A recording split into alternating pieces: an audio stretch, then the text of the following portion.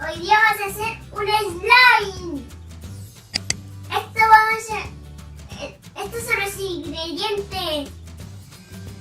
Un recipiente, silicona líquida y agua.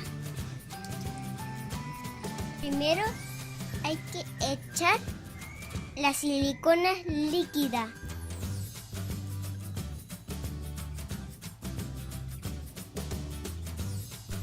Echar un poquito de pintura. Tienes que revolver.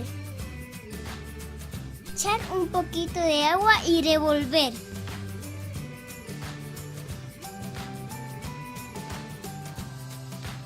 Mezclar con la mano cuando esté así.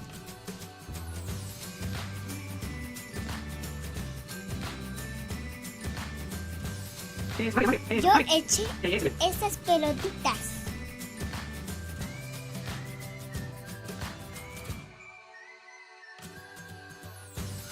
Y listo, ya está. Aquí está el slime. ¿Te gustó? Sí, Es muy fácil, ¿cierto? sí. Solamente necesitas agua, pintura y también silicona.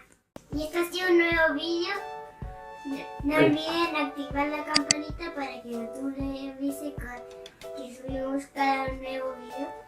Suscríbanse Y suscríbanse. y denle like.